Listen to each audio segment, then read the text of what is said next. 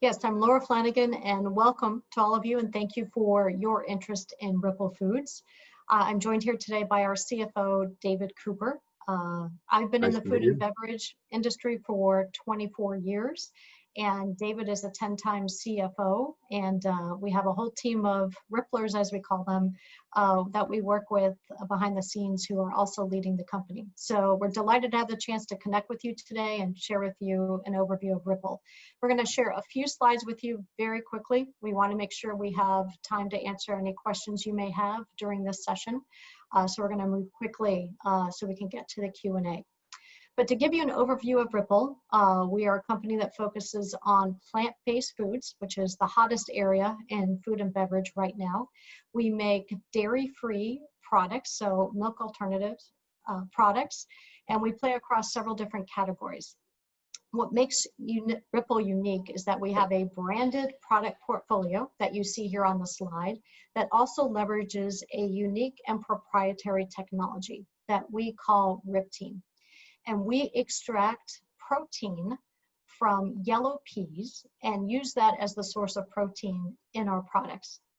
Ripple Foods was founded by two co-founders who are chemical engineers, and we'll talk more about Riptene in a moment, but it gives our products a unique advantage in the marketplace by having a combination of great taste and great nutrition. Ripple now has been in distribution in grocery stores across America for 3 to 4 years, and so it is a proven product and a proven concept. We are doing very well where we are in distribution. We're in about 15,000 grocery stores across America, and our velocities, our sales velocities, which is a measure of how well you're performing in distribution, our velocities are up about 30% versus a year ago. And during particular peak weeks during COVID here in the United States, where consumers were stocking up their pantries and refrigerators, we saw our business up 50 to 90% versus a year ago. So it's a business that is doing very well, and we have demonstrated in-market results. Every day we are working on growing distribution and also growing through innovation.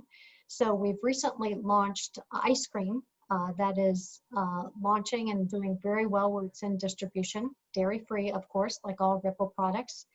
And we are also behind the scenes building a fantastic team. So David Cooper, who you've met here, our CFO, a 10-time CFO, we've hired a new Chief Technology Officer, a new head of marketing. So we are assembling a world-class executive team to help take Ripple's growth to the next level. And one of the areas we're most excited about is not only our revenue growth, but our gross margin growth. We are gross margin positive, and we have significant gross margin growth for the balance of this calendar year that we have a high confidence in delivering because it's based on contracts that we've already signed. So we're gonna have very significant gross margin growth throughout the rest of this year and into 2021. So that gives you an overview of Ripple. As I mentioned, what makes our company so special is this combination of a great brand. So the Ripple brand of milks, protein shakes, ice cream, coffee creamers. So a great brand that you've seen in market based on a great proprietary technology. So as I mentioned, our co-founders several years ago when they founded Ripple, created what we call Riptene, which is a way to extract protein from yellow peas and do so in a way that removes the impurities that can give plant-based proteins, sometimes they're bitter or planty taste. And Riptene is able to remove those impurities better than other commercially available pea protein isolates. We have over 20 patents filed, some process patents, some composition patents to protect the Riptene technology. And we use Riptene in certain products in our portfolio, but we're also testing it in other product categories beyond our current portfolio. So categories like protein bars or baked goods, and it's showing very early results. So we see two potential revenue streams for Ripple Foods, one through its current branded portfolio, as well as Riptene as an ingredient that we could sell as a B2B play to other companies who are interested in a very clean protein to be able to use in their products and deliver a higher protein with great taste. And here's where we use Riptene today. We use it for capacity reasons and some formulation reasons. We aren't able to use it in every product in our portfolio, but you see the products on the left-hand side of the screen, like our white milks and our delicious ice cream, where we use Riptene today. And then we use a pea protein isolate in other products where we're able to mask the flavor better than we can with some of our white milk products. We are in conversations with strategic partners to help us produce more Riptene and help get us more capacity that'll fuel our growth in the years ahead. And this slide shows an overview of the products where we play today. You see our beverage products like milk and our coffee products. Our nutrition portfolio includes powders and our protein shakes. Our newly launched frozen desserts, our ice cream, which are delicious and dairy-free and doing very well where they're in distribution. And then behind the scenes, we are working on new categories every day, like cheese. And there are dairy-free cheeses on the market. We don't think any of them have the taste and texture that are needed to truly commercialize at scale. So we are working to meet and certainly exceed what's currently on the market today, so that there's use for cheese not only through a grocery commercial segment, but as an ingredient, as a food service, B2B play in selling to restaurants or pizza chains across the company. So we're working to make sure we can deliver the taste, the color, the texture, the meltability qualities that it takes to truly deliver a great tasting plant-based cheese. As you see today, our existing products are distributed in over 15,000 retailers across America, and we're growing new distribution every day. That 15,000 represents about a third of grocery stores across America, so we still have significant runway for growth ahead. And we're also starting to do test markets in other channels besides grocery, a test market in Walmart, test market in convenience stores. We're in conversations with club stores across America as we continue to build out our distribution. And then most importantly, we wanted to share with you an overview of our consumer. We have found through data that our heaviest, most loyal consumers are households with younger children. And these are households who are drinking dairy-free products because they want to.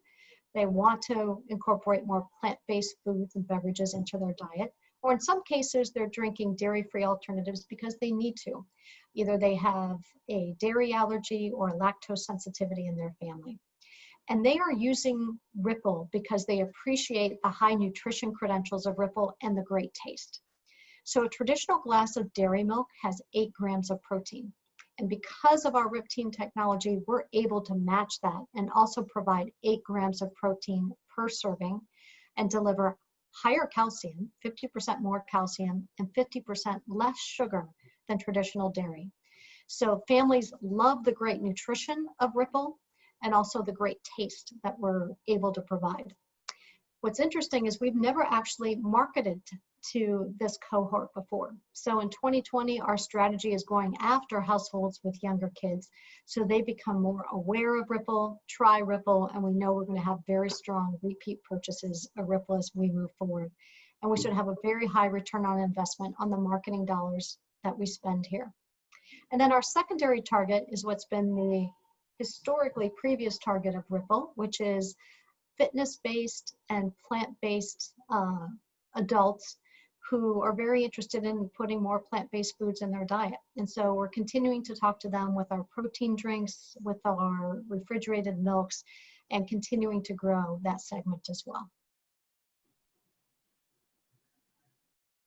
And on this slide, you see our distribution strategy. We're going to continue to grow distribution in grocery and mass retailers across America, and then continuing to do test markets in alternative channels like fitness centers or club stores or convenience stores. We're also in discussions with schools across America as well as quick service restaurants. So that provides an overview of Ripple as it stands today and the tremendous growth opportunity that we have ahead. Happy to field any questions you may have. Laura, thank you very much for a great presentation. I just want to remind everyone, if you would like to ask something, you can type it in the chat tab. Laura, so the first thing that came in here is how does your product and the company compare to some of the competition in the plant-based beverage market, such as Califia and Silk? Mm-hmm. Great question. So what makes Ripple unique versus nearly any competitor in the plant-based category is our combination of great taste and great nutrition. So I mentioned that Ripple is one of the few, if only, brands that are able to match the protein content of milk. So dairy milk has 8 grams of protein per serving, as does Ripple, with higher calcium and less sugar. And despite what has become a category that's attracted a lot of competitive attention, none of those new entrants have been able to match those nutritional credentials and great taste of Ripple. So oat milk, for example, has come in, and it typically only has 1 to 3 grams of protein per serving. And what we're seeing is consumers use those low protein plant-based milks in a very different way than they use Ripple. So with the low protein products, they tend to put a splash in their smoothie or a splash in their coffee, but they tend to not be drinking those brands as a full glass of milk with each meal. Whereas Ripple, because of its great taste and great nutrition, they tend to drink it most often as a full glass with each meal. And that makes them much heavier users and drives more consumption of our brands. So that's what makes Ripple unique, is the high nutrition credentials and the great taste. And other brands who have tried to launch high protein SKUs have not been successful.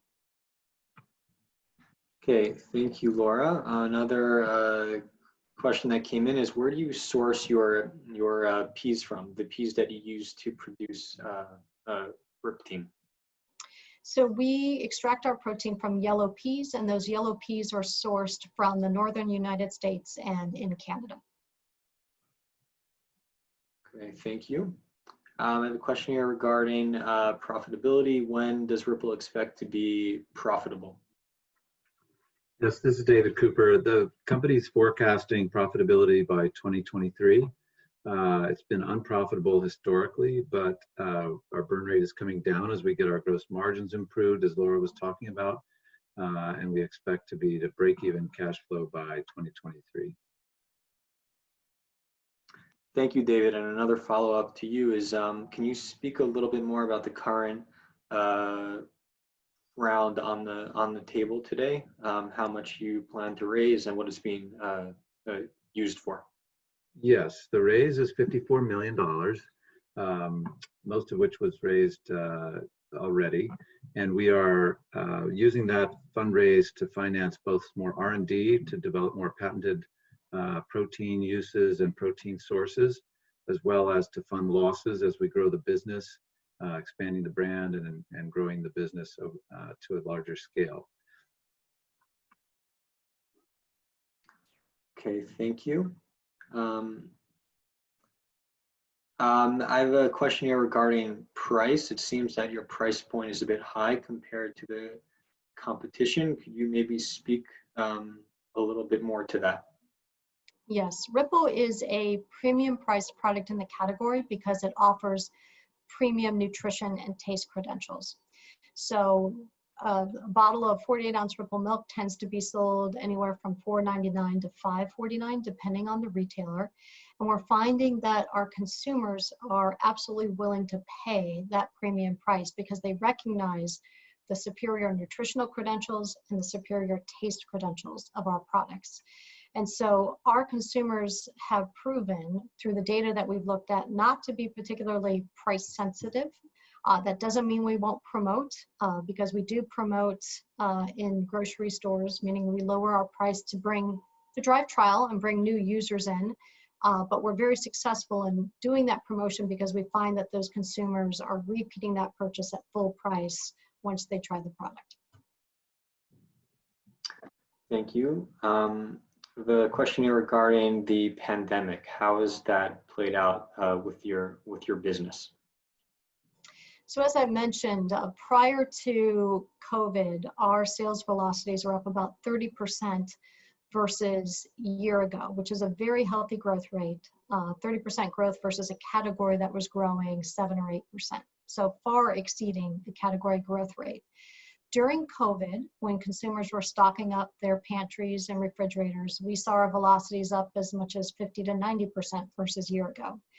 Since those peaks, we are back to growing our velocities about 30% versus a year ago across our retailer customer base. So our sales velocities are quite healthy and continue to show growth versus a year ago. Thank you. Okay, and we'll finish it off with one final question here. Which vertical is the company most excited about? Is it milk? Is it cheese? Or ice cream? Which one of your product lines do you think will, bring you forward the best? We love all of our product categories, but we're excited about all of them. They all have, if you think about the dairy alternative categories, the biggest ones are milk, cheese, ice cream, and yogurt. So we are playing in 2 of the 4, and once we launch cheese, we'll be playing in 3 of the 4, and we see tremendous growth potential across all of them. Milk was our first entry, and where we have the largest distribution today. Ice cream we just launched in the past few months, and so that's in the process of building distribution. And then cheese we hope to be launching sometime next year, and we'll see tremendous growth potential both in traditional consumer, as well as I mentioned, we're also looking to crack the code on plant-based cheese that truly makes it an option for food service and restaurants across America. So we see tremendous growth potential across all 3 of those categories.